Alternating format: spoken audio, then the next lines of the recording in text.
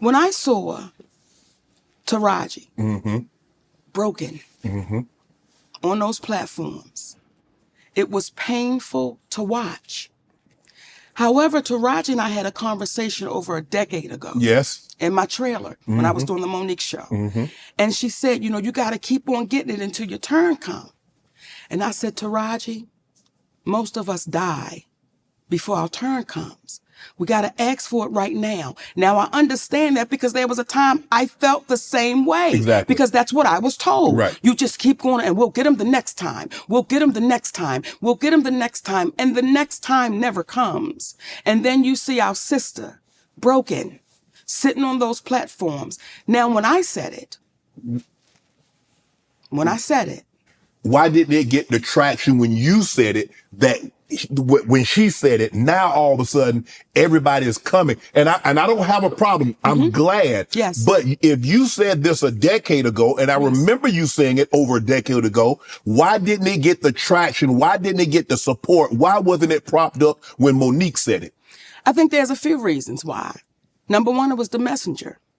I should just be grateful I got invited to the party. You a big, fat, black woman. How dare you be the one? And then on top of that, you're saying names. You're saying Oprah's name out loud. You're saying Tyler's name out loud. You're saying Lee's name out loud. You're saying Lionsgate out loud. That's not what we do. We say they. We say the people. We say the studio. We say the producers.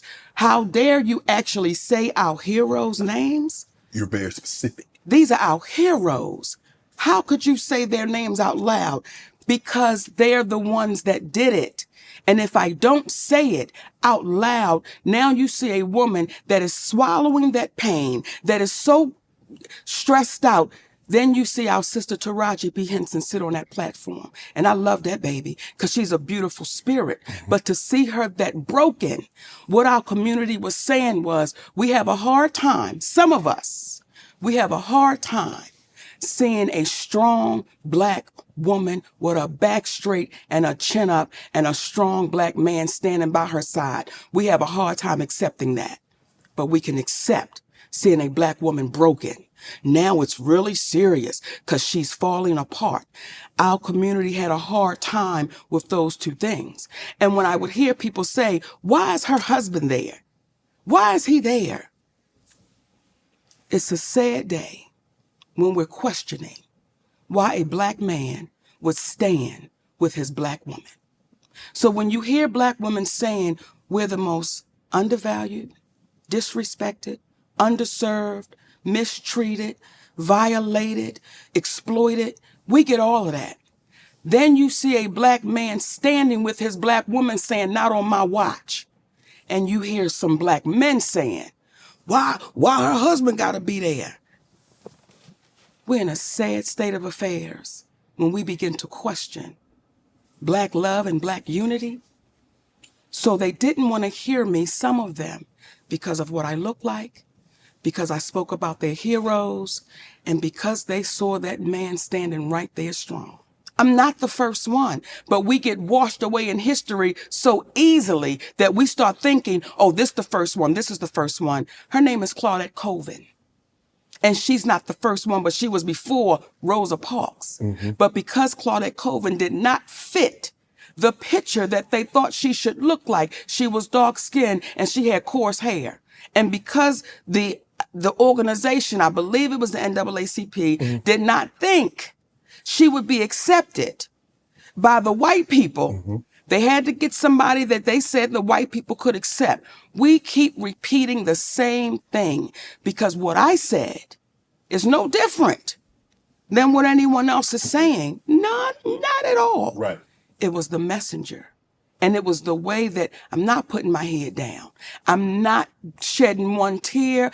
I'm not going to say, I don't want to say their name because I might get in trouble. I'm going to say all of it. Right. Because when you really think about that little girl coming behind you, what I don't ever want that baby to see is me broken.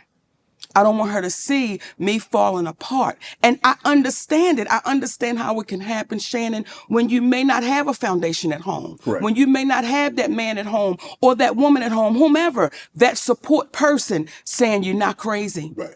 I got you. Come on. We're going to go through this. We're going to get through this. So for us, if we start taking things for what they are and get out of our emotions, we would be so far along. Do you believe punishment?